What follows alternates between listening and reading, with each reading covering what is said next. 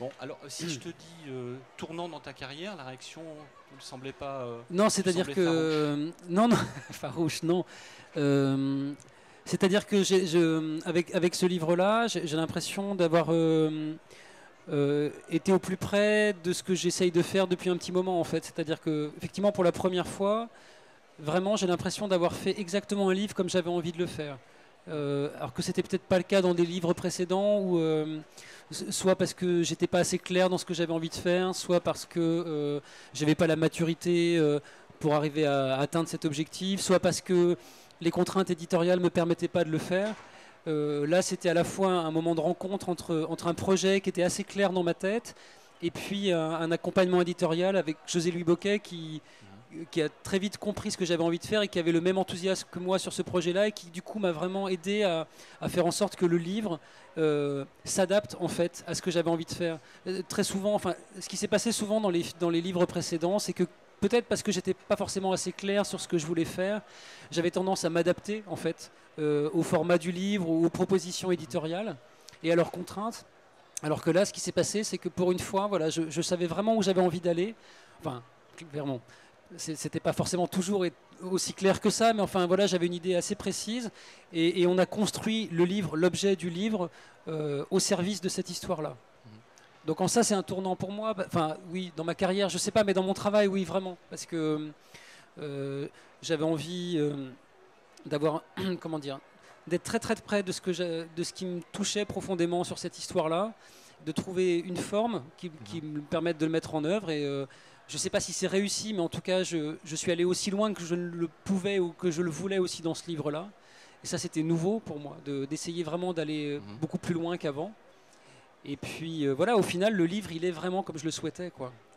Et on peut peut-être faire un rappel pour ceux, enfin, je ne sais pas si ils sont nombreux ici, mais un rappel de ce qui a déclenché, quel était l'élément déclencheur. C'est un peu ce que tu racontes aussi au tout début de... Oui, c'est présent dans l'histoire. En fait, ce qui s'est passé, c'est que... Donc moi, je suis d'origine portugaise. Et jusqu'à... Enfin, quand une fois adulte, c'est une partie de mon histoire qui n'était pas tellement importante pour moi. Enfin, que j'avais un peu mis de côté. J'avais pas de lien particulier avec ce pays-là. Et c'était un peu sans importance, en fait. Et puis... en allant au Portugal à l'invitation d'un festival, en fait, d'un petit festival. À Lisbonne, pour Ring Circus à l'époque. C'était très bizarre parce qu'en plus j'étais invité alors que le livre n'était pas traduit là-bas. Enfin, je savais pas trop pourquoi j'étais là. Et en fait, dès que j'ai mis le pied là-bas au Portugal, je me suis senti chez moi et c'était très bizarre en fait comme sensation. C'était très intense, très riche en émotions et c'est difficile à décrire, mais c'est justement pour ça que j'en ai fait un livre. En fait, c'est parce que j'étais submergé de tas de choses dont je ne savais pas quoi faire, dont je ne savais pas d'où elles venaient, je ne savais pas ce que ça voulait dire, qu'est-ce que ça me racontait, pourquoi j'étais à ce point-là en sensation de familiarité avec tout ce qu'il y avait autour de moi, pourquoi cette langue me touchait à ce point-là. Alors que je parle pas portugais, et je le comprends un petit peu et je baragouine 3 mots, mais c'est tout. Et là, j'avais l'impression d'être chez moi tout le temps. Et vraiment, ça m'a interrogé et donc je suis revenu avec ça. Et puis voilà, comme je fais des livres et que c'est le seul moyen que j'ai pour arriver à exprimer des choses que je ne suis pas capable de dire autrement, bah voilà, j'ai essayé de construire un récit à partir de ça. C'est pour ça que le livre n'est pas strictement parlé autobiographique, c'est pas ma vie que je raconte. Le personnage de Simon, d'abord il s'appelle Simon. Si j'avais voulu faire un truc autobiographique, je pense que je l'aurais assumé. Ouais, mais en même temps, c'est bien que dans les autofictions, il y a quand même beaucoup de... Disons que c'est une espèce Qu'est-ce qui est justement purement... qui relève d'éléments personnels, justement. Ce qui relève d'éléments personnels, c'est... en fait, c'est ce qu'il ressent. C'est toutes les crises qu'il traverse, cette relation compliquée qu'il a avec ce pays-là, les interrogations qui se posent sur son travail, sur son engagement dans la vie. C'est des choses que j'ai pu ressentir, mais après, c'est banal. Enfin, c'est comme plein de gens dans leur vie. Simplement, j'avais l'impression que tout ça était lié. Et comme je ne voulais pas être enfermé dans des enjeux qui ne soient que les miens, et puis être pris un peu au piège de la vérité, parce que c'est ça la difficulté de l'autobiographie, c'est qu'on est... on a une espèce, enfin la question de la vérité se pose tout le temps, alors que c'était pas ça qui me motivait. C'était pas de savoir est-ce que je dis ça, est-ce que je le dis pas. C'était je voudrais essayer de mettre en récit de bande dessinée ce que je ressens. Et donc il va falloir que je puise en moi pour ça. Mais après, j'ai aussi besoin de la fiction. Et donc, factuellement, ce qui lui arrive à ce personnage-là, en dehors de ce moment où il arrive dans un festival et qu'il a cet épisode de retrouvailles avec le pays, tout ce qu'il vit, tout ce qu'il traverse, moi je ne l'ai pas vécu. Oui, il est en pleine crise identitaire. Voilà, sa famille aussi, n'est pas la mienne. Moi, j'ai pas rompu avec ma compagne. Quoi. Enfin, plutôt, c'est pas elle qui est partie. Enfin voilà, tout ça, je l'ai pas vécu. Mais par contre, ce qui le voilà, sa difficulté à faire face à ce vide qu'il ressent à l'intérieur de lui, son incapacité à le nommer, à en faire quelque chose, tout ça, c'est des trucs que je ressentais. Pour aller un peu au-delà, quelles sont les parties que tu as pu remodeler parce que tu as travaillé pendant 2 ans. C'est vrai qu'il y a un premier chapitre où là tu vas au Portugal, à travers le festival du Lisbonne, enfin toi, quand je dis tu, le personnage Simon Mucha, donc excuse-moi. Se découvre un pays qu'il ne connaissait pas, mais auquel il s'identifie complètement. Et ensuite, il y a un travail, j'allais dire, sur le chapitrage. Il y a un deuxième chapitre qui m'a beaucoup touché, parce que maintenant j'habite en Bourgogne, et tout le deuxième chapitre se passe en Bourgogne, et j'ai eu la sensation que c'était aussi chez moi. Alors peut-être que dans ta première version de scénario, tu n'avais pas envie ou tu ne voulais pas conduire ton personnage en Bourgogne. Quelles sont justement les différentes versions de tes... c'est très difficile parce que l'écriture, elle a été, contrairement au travail sur la réalisation des planches, qui a été très concentré, j'ai presque fait que ça pendant 2 ans pour avancer, parce que c'était un peu compliqué à mettre en œuvre techniquement, il fallait du temps pour ça. Par contre, l'écriture a été vraiment étalée dans le temps, avec beaucoup d'allers-retours, de repentirs, de changements, des choses que j'ai pas gardées du tout. Mais par exemple, pour répondre à ta question précisément, l'idée en tout cas qu'à un moment du livre, ce personnage-là aille sur un territoire très précis, avec une histoire, et soit confronté à une famille qui, contrairement à la sienne, est très ancrée quelque part, avec des traditions, etc., un lieu, une maison commune, etc. Ça, c'est quelque chose que j'ai eu en tête, que j'avais en tête dès le début. Après, la Bourgogne, c'est parce que voilà, c'était plus facile pour moi d'en parler parce que c'est une région que je connais, et donc je pouvais... voilà, je connaissais des lieux, je connaissais des rituels, enfin il y avait des choses. J'aurais pas pu le faire en Picardie parce que pour moi ça me dit rien, la Picardie. Mais en même temps, la Bourgogne en elle-même, elle est pas cruciale pour le récit. C'était juste qu'il fallait un territoire qui ait du sens et qui ait une identité en fait, très forte. En même temps, elle n'est pas cruciale, en même temps ça fait une sorte de pause dans ce qui va amener le personnage à aller vers la recherche de son passé, quoi, sa généalogie. Et c'est des indicateurs, quoi. Ça permet de faire une pause, et puis ça permet de faire une espèce de contraste. Il y a cette deuxième partie qui se passe en Bourgogne, c'est un moment donné où c'est pas une confrontation, mais disons que c'est quand même 2 familles. C'est ça un mariage, hein, c'est l'union de 2 familles qui a priori n'ont rien en commun. Et eux n'ont en particulier pas en commun ce territoire-là, ce terroir et cet attachement à un lieu. La famille de Simon, d'abord ils sont très peu nombreux dans ce mariage, ils sont 4 ou 5 à peine, alors que la famille du côté bourguignon, voilà, il y a tout le monde, les cousins, ils vivent tous là, ils sont tous ensemble et ils se connaissent tous. Donc ils sont un peu isolés comme ça, et en plus ils n'ont pas d'attache. Contrairement à eux, ils n'ont aucune raison particulière d'être là, etc. Donc ça fait une espèce de, par contraste, ça rend visible ce qu'il est difficile à nommer autrement en fait. Est-ce que Pedrosa prenait un thé à l'origine au Portugal? Pedrosa n'en prenait pas de thé, mais en fait c'est une autre histoire que j'ai connue, voilà, proche de moi, d'un changement d'identité comme ça. Enfin, c'est-à-dire qu'il y avait un changement d'orthographe dans le nom qui s'est passé au moment de l'arrivée en France, qui ne changeait pas la sonorité, hein, disons mais c'est simplement que je trouvais ça étrange. Comment ce passage d'un pays à un autre, voilà, on change de nom, est-ce qu'on change aussi? Enfin voilà, c'était des questions comme ça. Et puis là, j'ai poussé le curseur un petit peu plus loin parce que ce changement d'orthographe francisait tellement le nom qu'il y avait vraiment une dilution de l'identité. Enfin, c'est-à-dire que en devenant Mucha avec un T, c'est vraiment comme s'ils effaçaient tout ce qui était leur passé, quoi, tout ce qui était tout ce qu'il y avait de portugais en eux. Alors, c'est un projet auquel tu tiens quand même énormément, peut-être. Alors, je ne dirais pas plus que les autres, mais pour ce projet, tu as fait un film qui est vraiment très bien, qui est visible, hein, je ne sais plus, sur Dailymotion ou YouTube, sur lequel tu expliques justement les différentes étapes, ton processus de création. Le livre n'était pas fini quand tu l'as fait, mais il y a aussi un côté vraiment très touchant dans ce film, parce qu'on y voit des photos qui là pour le coup sont personnelles. C'est Oui, des oui. photos des gens de ta famille, de ton grand-père. Mais en fait, c'est un petit peu bizarre. C'est-à-dire que je n'avais pas du tout prévu de faire ce petit document-là, qui est quand même honnêtement, formellement assez modeste. Hein. C'est-à-dire que c'est pas un objet cinématographique du tout. C'est-à-dire que je devais aller aux États-Unis pour faire des rencontres à propos de Trois Ombres en fait à ce moment-là. Et il m'avait demandé de faire une présentation de mon travail actuel. Et donc j'avais fait ce petit document-là pour eux. C'est pour ça d'ailleurs qu'il est en anglais. En fait, il est écrit en anglais. Et donc c'était intéressant parce que c'était l'occasion pour moi d'essayer de mettre à plat comment j'avais travaillé sur ce livre, enfin par quel chemin j'étais passé pour en arriver là, et donc d'essayer de faire des liens entre justement ce qu'il y avait d'extrêmement personnel et d'autobiographique et comment on passait ensuite à la fiction. Voilà, après je sais pas quoi ajouter à ça, c'est-à-dire que c'est vrai que, enfin, je pense que ce qui peut être intéressant en tout cas éventuellement dans le fait de le regarder, c'est que ça permet de montrer en fait justement toute cette distance et à quel point finalement l'enjeu autobiographique n'est pas forcément crucial dans le livre en réalité.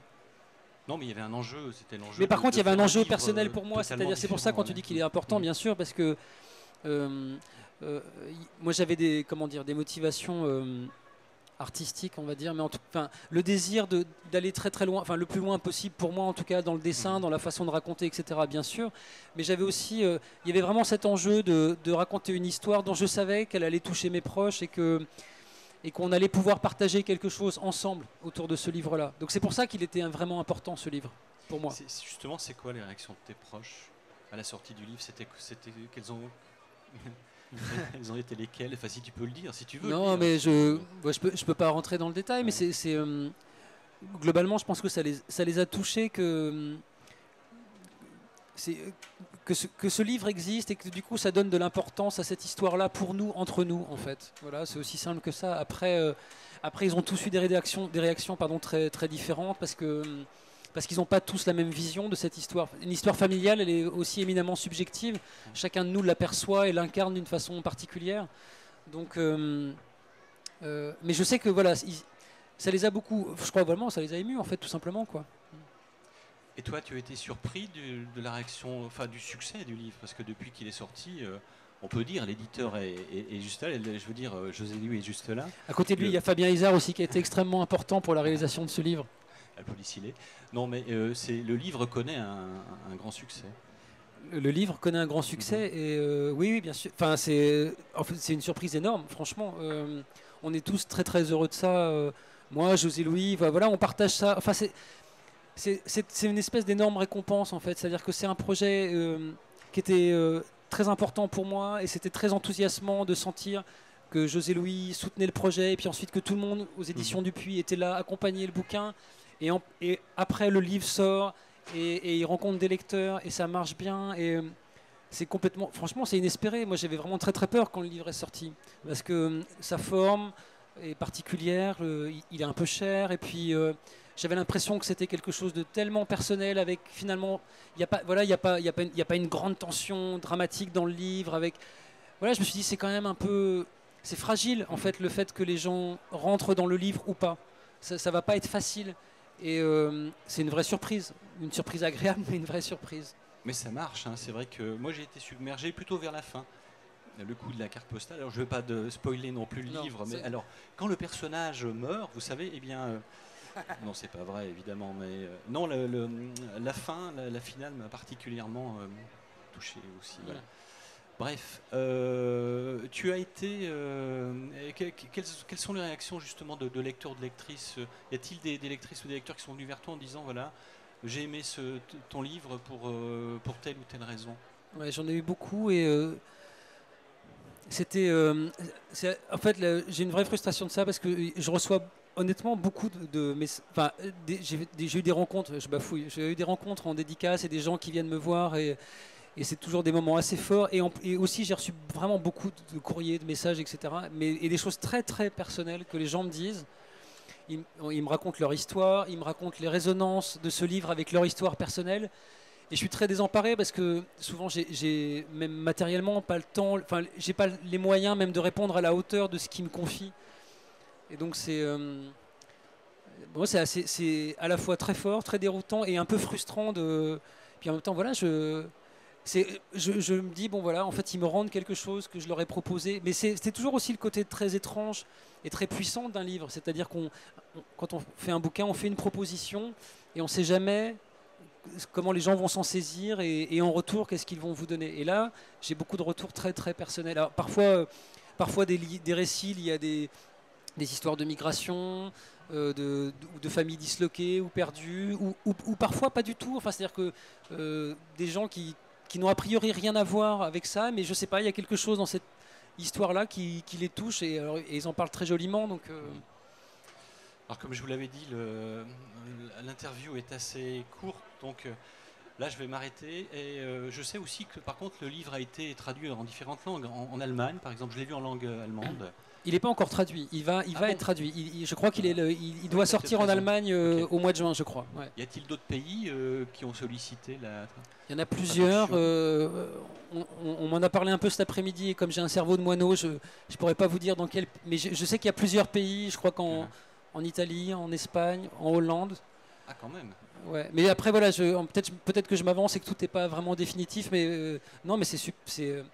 Voilà aussi, je vais dire un truc banal, mais c'est en la portugaise, j'espère. Ouais, a priori, c'est bien parti. Parce que c'est difficile là-bas de publier des livres de bande dessinée en ce moment. Et surtout avec ce format. Bah voilà, parce que c'est un livre qui coûte cher, ça demande vraiment un investissement difficile quand c'est des marchés qui sont petits.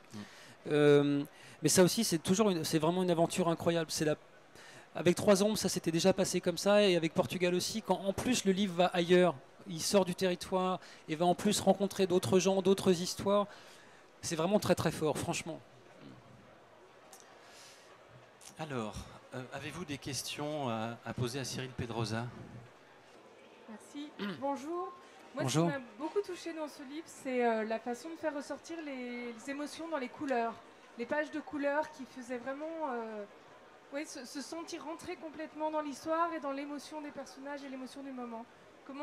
D'où c'est venu? Et puis il me semble pas qu'il y avait ça dans les Trois Ombres. Alors, je connais pas les autres, mais il me semblait. En fait, bon, pour Trois Ombres, je m'étais fixé une règle qui était de. Bon, après, il y avait aussi des raisons éditoriales à ça, mais le livre, je voulais qu'il reste en noir et blanc, et finalement, ça a plus été un jeu avec comme d'avoir un seul outil très simple et d'essayer de voir tout ce qu'on peut faire avec cet outil-là. Même si je pense qu'il y a plein d'endroits où je suis pas allé assez loin, où j'ai pas réussi à faire ce que je voulais, mais voilà, j'avais un pinceau et de l'encre et voilà, qu'est-ce qu'on peut faire avec tout ça et comment est-ce qu'on peut essayer d'être le plus expressif possible dans le dessin avec cet outil. Et puis pour Portugal, voilà, je savais que le livre, je voulais qu'il soit en couleur et je voulais surtout essayer de faire en sorte que le dessin suive autant que possible, enfin plus que suive en fait, exprime vraiment toute cette voix intérieure d'un personnage qu'il est difficile parfois de raconter en bande dessinée.